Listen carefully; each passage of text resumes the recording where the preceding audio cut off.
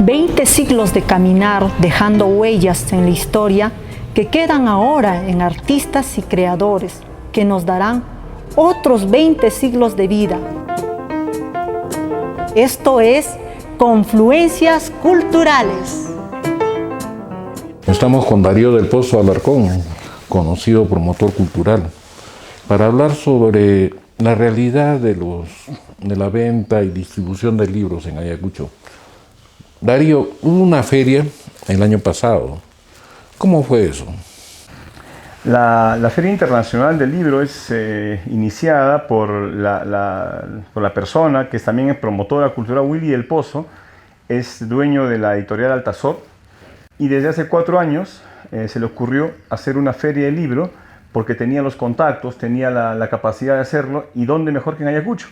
Afortunadamente aquella vez el alcalde Aedo le dio la apertura, aunque todo el trabajo se hace particular, la municipalidad le proporciona los permisos, y empezó hace años con el país invitado, me parece que fue Uruguay, luego vino Argentina, el país invitado, el siguiente año Chile, y ahora virtualmente ha sido México.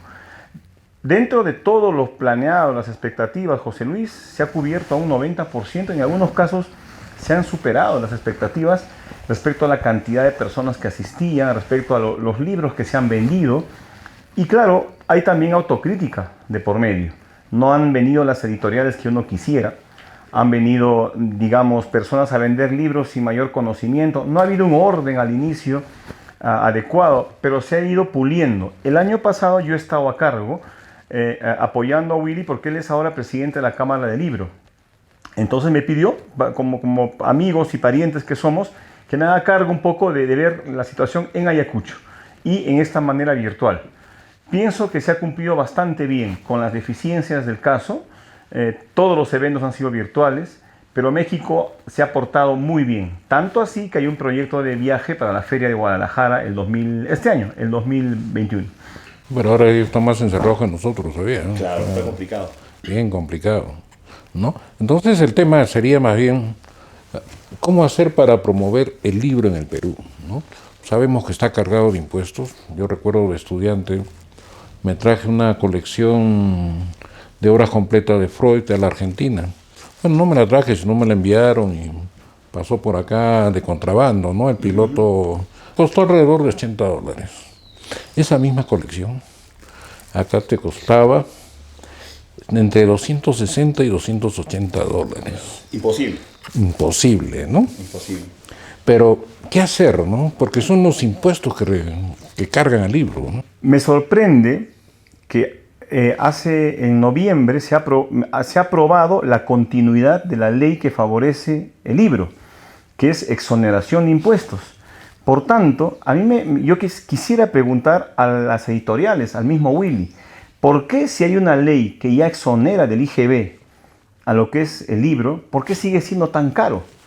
Tú has puesto un ejemplo muy conciso.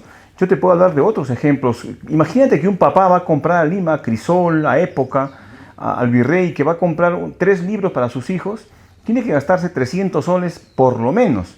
Y 300 soles para alguien que gana 800 o 1500 soles es todo un presupuesto. Por tanto, se desalienta y a veces se promueve sin querer la piratería. Entonces, me gustaría saber los alcances de esa ley. No sé si es al papel, no sé si es a las tintas, o no sé si es al producto final, porque hace 4 años que está exonerado, hasta más diría yo, está exonerado del IGB, pero pese a eso, sigue siendo caro. Sí, porque tú puedes exonerar del IGB al producto final, pero has pagado IGB por la tinta, por el papel, por todo, claro. Exacto, entonces, habría que hacer un seguimiento de cuál es la razón de que pese a la exoneración del IGB, siguen siendo los precios totalmente altos, difíciles. No, un papá, un lector promedio, no puede comprar José Luis acá en Perú. Sí, es increíble, ¿no? Imagínate, yo estoy relacionado con una editorial de Lima que tiene una subsidiaria que se dedica a imprimir textos escolares. Yeah. Oye, cada paquete no te baja de 300 soles, 400 soles. Sí.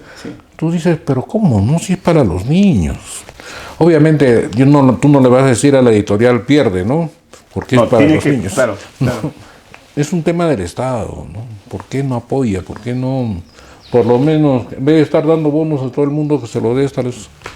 Yo estoy en contra de las editoriales que venden libros para los colegios, porque sí he visto, yo trabajo en un colegio, y nosotros hace más de 10 años no promovemos la venta de ningún libro para colegiales, porque el profesor tiene material suficiente para armar su propio paquete de libros, porque son precios exorbitantes. Como tú dices, llegan a costar, hay familias que pagan en Lima 1.000 soles por textos escolares.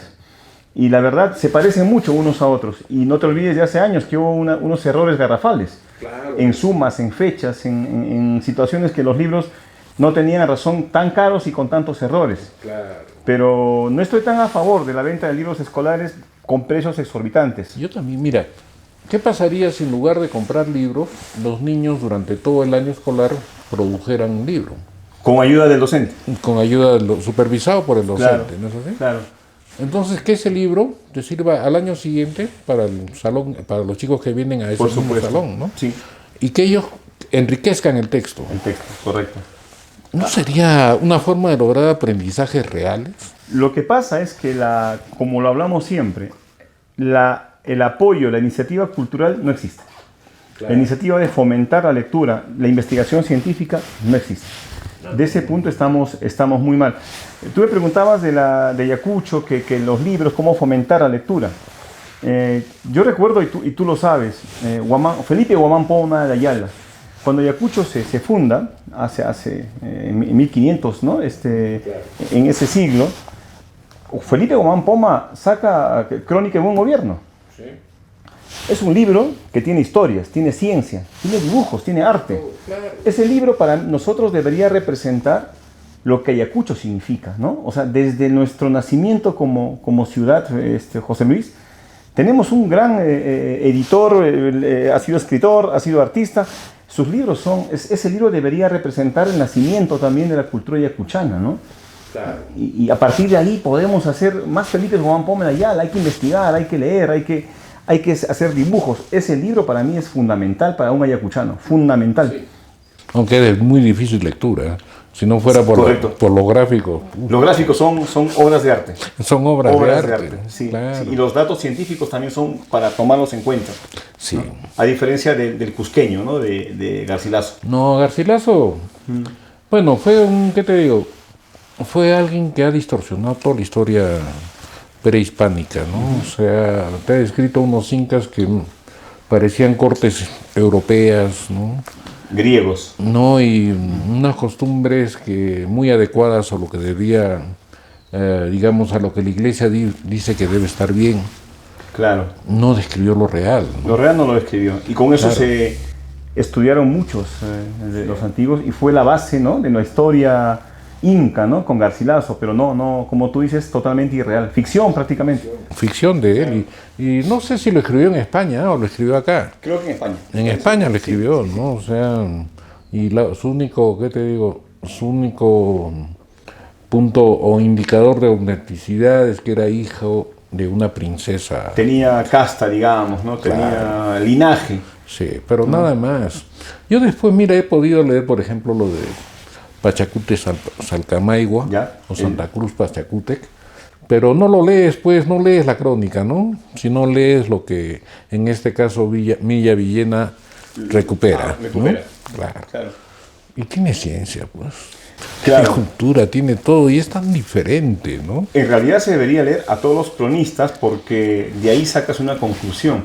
Fíjate de la historia, un poco para seguir hablando de cronistas, la historia de las guerras chancas incas, ese periodo de conflicto entre esas dos naciones, entre esos grupos étnicos, donde más información he hallado yo ha sido México. ¿Sí? Yo tengo varios libros de escritores mexicanos que han aglomerado buena cantidad de crónicas, entonces, que son más amplios de los que acá tenemos. Por eso que yo a Guamán Poma lo aprecio, digamos, le tengo admiración, respeto y como forma parte de mi querer guamanguino, él surge con la historia de Huamanga. Deberíamos tener ese como referente. Claro. A partir de ahí, poder ser lectores, ser productores de libros. Claro, además que estaba en nuestra área cultural, ¿no? Un poco él del sur de Ayacucho, no claro. Purímac, ¿no? Pero él era un chanca, pues, chanca quechua. Claro. ¿no? O sea, estaba dentro de lo que ahora es Huamanga y hasta Andahuaylas, ¿no? Todavía Ayacucho. Se movía por ahí un poco, Vilcas Claro. también por ahí, claro, se movió por esta zona culturalmente, claro. Claro. Que ¿no? tiene también sus cosas, dentro de su obra, Sí. ¿no? Tiene también sus cosas, ¿no? No es... No es tan, No, por supuesto, no es tan exacto, ¿no? Porque quizás porque él estaba relacionado, él era cura, creo, o aspirante a sacerdote. Tenía vínculos con la iglesia que pesaba mucho. Claro, y tenía que hacer un texto que no le caiga mal a la Políticamente correcto, como se dice en estos iglesia. Pero días. es que era necesario también. A veces Yo lo sí. entiendo, porque si no lo hubieran quemado todo, ¿no? Te das cuenta, si ha sobrevivido es porque la iglesia no vio nada ofensivo en lo que él decía, ¿no? ¿No? Entonces, dejó que esto saliera, lo mandaron a España, y es ahí donde se recupera, ¿no? De España. Claro. Él tiene un libro de un juicio largo que tiene con los que usurpan sus tierras, me parece. Claro. El libro se llama... es un magnífico libro que lo voy a comentar en otro momento. Me lo regalaron, voy a comentar quiénes me lo regalaron. Tiene un juicio muy largo de sus tierras acá en esta zona. Claro. Y a partir de ahí se puede también extraer mucha historia yacuchana, de personajes, de leyes, de conflictos de ese momento. También era una persona que tenía propiedades, digamos, ¿no? Claro. Claro. Hay un texto, ahora que estamos hablando de la Ayacucho de esa época, ¿no? Que he recogido por, ¿cómo se llama el que el gran benefactor de la católica, ¿no? Ribagüero. Por José de la Ribagüero. Está en el segundo tomo, si no me equivoco, de sus obras completas, que se llama La Crónica del Judío Incógnito. Ajá. ¿No? Que te describe Huamanga antes del terremoto. O sea, el terremoto fue en 1610. Ya, claro. Antes del terremoto. ¿Ya? Ya. Yo he estado buscando, más porque no debe ser la única parte de esa crónica. Correcto, ¿no? claro. No lo he Y encontrado. no podía encontrar. No le podía encontrar. A propósito, en toda esa época, desde la fundación de Huamanga, recordar que la mayor cantidad de imprentas, de publicaciones, más que imprentas, de publicaciones culturales, ha estado en Huamanga. Sí. Llegó a tener más publicaciones que Lima y que Cusco. Entre panfletos, revistas, quincenales, semanarios, no olvidemos la revista Huamanga, claro. La otra revista más, o sea, han sido revistas que nos han dado en un momento, han tenido un pico cultural, ¿no? Y qué pena que todo eso hoy en día... Es que mira, la posición... Escombros. Claro, la posición estratégica de Huamanga en aquella época, ¿no? Tú piensas, por ejemplo, la riquísima panadería y pastelería huamanguina tradicional, claro. Sino que el trigo ayacuchano se iba hasta la Argentina. Claro. Éramos un nudo de comunicaciones, ¿no? Entonces todo lo que tú publicabas acá te lo llevabas a Bolivia, Argentina, Chile, e incluso para el otro lado también, para Lima, para Pisco, claro. Y para todo el norte del Perú, ¿no? Claro. Por eso esa ese movimiento, esa riqueza. Los arrieros de los carmenjas, ellos han traído mucho tipo, eran personas que conocían, porque traían publicaciones de Argentina, claro. Publicaciones de la provincia del Río de la Plata, ¿no? De ahí traían publicaciones, los pianos, elementos de medicina. En realidad ellos tenían mucho que ver con lo que se traía y claro. Se llevaba, ¿no? Pero eso ya se da después. Casi ya en 1800, ¿no? Porque a fines del 1700 es que Carlos III crea el Virreinato del Río de la Plata. Correcto. Y ahí es donde pierde importancia Ayacucho. Porque comienzan a venir los arrieros de Tucumán hacia acá. Y el intercambio crece. El intercambio crece, pero ya teniendo como centro de producción ya la zona de Argentina, ¿no? Que ya alcanzó desarrollo tremendo en su momento. Y es tan increíble, ¿no? La vez pasada leía un poema a la guagua, a la Tanta Guagua. La Tanta Guagua. Así con ese nombre, escrito en Salta por un salteño. Ah, mira. No, argentino ese. Era tan fuerte esa relación que después con la República se ha roto, ¿no? Pero que en esa época era fundamental, pues, ¿no? Ahora, eso era un canal de intercambio cultural también. Lógico. ¿No? Y que nos hermanaba. Nos hermanaba, lógico. Quizás Argentina sea, incluso por ya razones más contemporáneas, no te olvides de las Malvinas. Sí. Aunque tiene una historia complicada por ahí, pero sin embargo, el gesto de un país a país para un argentino medianamente culto, lástima que la juventud argentina tampoco ya sepa muchas cosas de eso. Pero en un momento, desde esa época que tú dices del intercambio cultural hasta los últimos años, con las Malvinas, el Perú y Argentina han tenido bastante relación, digamos, y cosas en común. Claro. Buenos Aires se parece mucho a Lima. Con sus diferencias tiene un parecido a veces... No, claro que sí, porque en las partes coloniales, ¿no? En la parte antigua. Pero sobre todo porque ellos reconocen, y nos reconocen a los peruanos en muchas cosas. Nosotros no tenemos una sola calle importante que se llame Cangallo, por ejemplo. Ni siquiera en Huamanga, menos en Lima. Claro. En Buenos Aires sí. Ahí está. Claro. La que cruza el obelisco. Sí, lógico. En pleno centro de Buenos Aires. Centro de Buenos Aires. Pero también el bonaerense no sabe mucho por qué se llama Cangallo, ¿eh? El antiguo sí lo sabe. No, había, cuando yo fui, bueno, te hablo del año en los 80, en 90 también volví, pero ya no pasé por... En la calle Cangallo, en la primera cuadra, había un letrero grande que decía a los heroicos, ¿cómo era? A los heroicos pobladores de Cangallo, para que su memoria nunca sea olvidada por los pueblos libres del mundo. Claro. ¿No? Seguir esa placa, habría que verla. Sí. Lo último que yo supe es que con el gobierno de Kirchner quisieron cambiar el nombre a Perón. Se cambió en parte. Claro, la parte más, digamos, que está más alejada del centro, ¿no? Le pusieron Perón. Pero no le pusieron a toda la calle, porque los bonaerenses se levantaron, pues dijeron no. Claro, tenía razón de ser. Claro, lógico. Entonces, eso también me trae a colación, José Luis, que la otra vez hablando con unos amigos, hay no sé si una leyenda urbana de que el argentino lee mucho, pero yo tengo la seguridad de que el peruano también lee. Quizás las estadísticas, volviendo al tema de precios, es que en Argentina sí encuentras libros originales y baratos. Claro. Acá el peruano, tú sabes la existencia de Quilca, la calle Quilca, donde se venden los libros piratas antes que se publique y ya están ahí vendiéndose. O sea, eso es una verdad que luego podríamos hablar de lo que significa, si está bien, está mal, ¿no? Todo eso. Pero mucha gente ha leído en Lima porque compra libros ahí. ¿Sí? Porque le alcanza y le gusta leer, entonces no tiene para más. Y en Amazonas. En Amazonas también, es un emporio importante de libros, ¿sí? Tú agarras, vas, buscas, ¿qué te digo? Con un libro, buscando un libro determinado y no lo tienen, pues lo buscas, no hay. Entonces siempre te preguntan, ¿no? ¿Qué libro estás buscando? Tal libro. En una semana se lo traigo. Sí.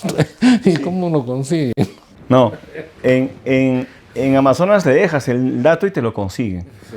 El tema es que a veces sí hay libros que son muy difíciles y son bastante caros a veces, ¿no? Hay libros que bordean los 7.000, 8.000 soles, ¿no?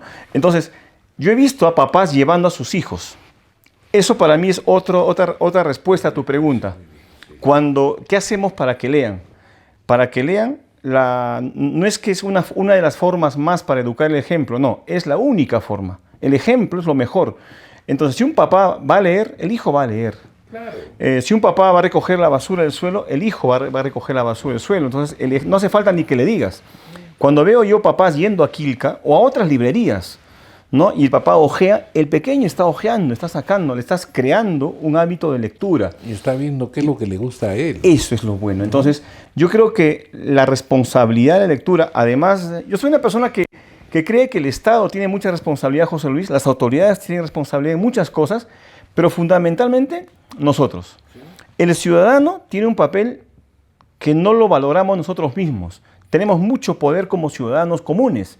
Entonces, cuando nos organizamos a través de vecindarios, de grupos, así como tenemos varios grupos culturales, y movemos a la gente, se puede hacer bastante. Entonces, organizar grupos de lectura como adultos, regalar libros, triangular. Hay tanta gente, tú ves las colas en los bancos ahora, hemos vuelto a las épocas del APRA, en las colas.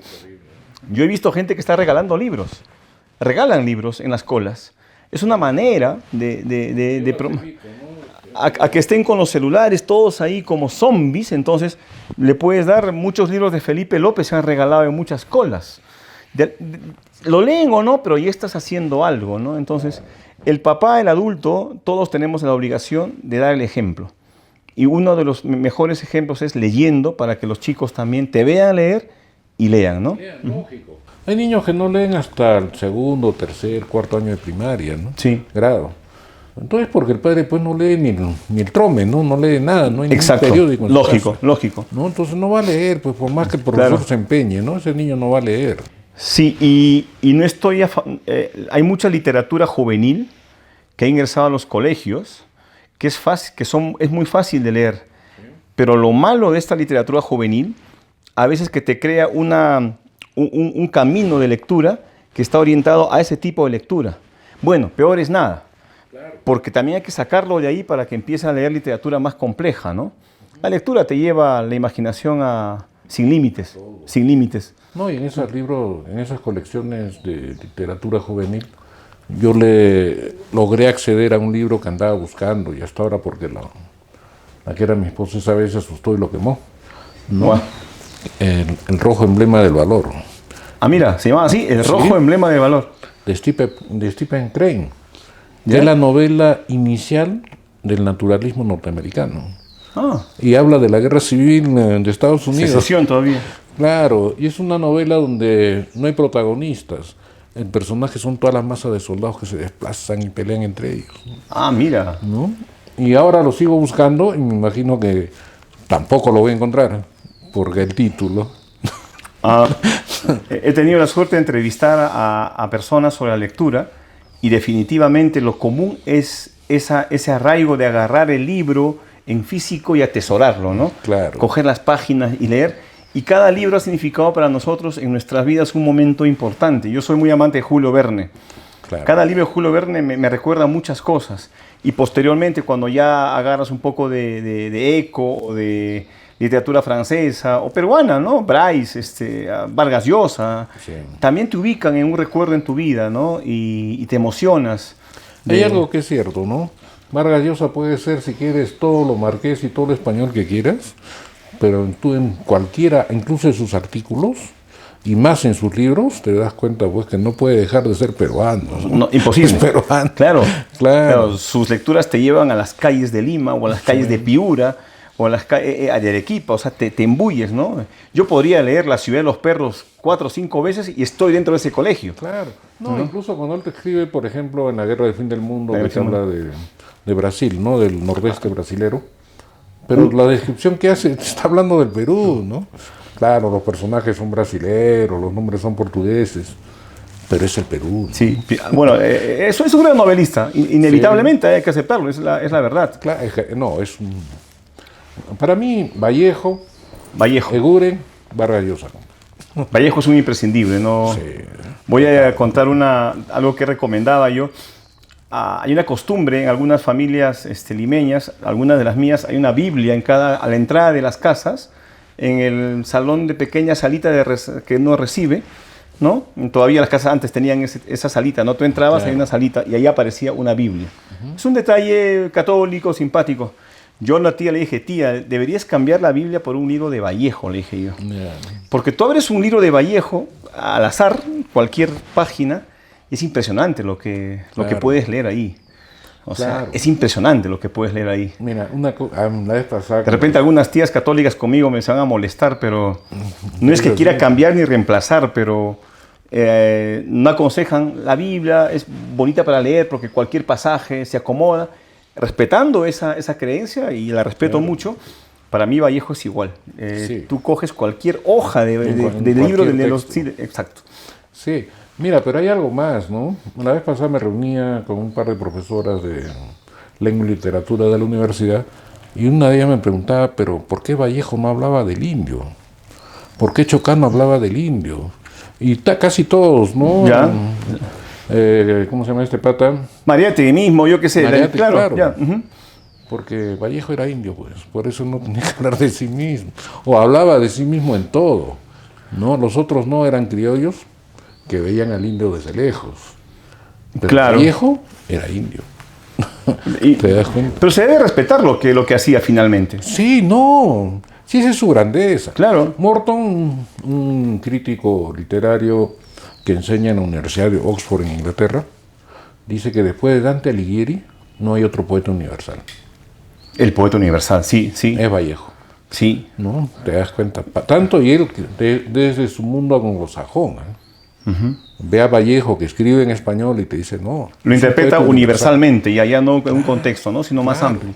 Pero después de Dante Alighieri, o sea, antes no. O sea, lo pone, pero Entre ellos no hay nada, ¿no? lo pone bien alto, ¿no? Sí, lógico. ¿No? Oye, bueno, ya nos tenemos que acabar porque acá me quieren pegar Muy bien. por la hora. Gracias, se ha pasado volando, José Luis. Gracias. Sí, oye, tenemos que seguir. Gracias, gracias. No, y realmente yo seguiría, pero ahora, pero vamos a seguir fuera de cámara. Perfecto, yo con mucho gusto, José Luis. Claro. Muy bien, gracias a ti, María. Gracias, Te doy la Darío. mano igual. Aunque estamos con pandemia, nos ponemos alcohol. Gracias, gracias.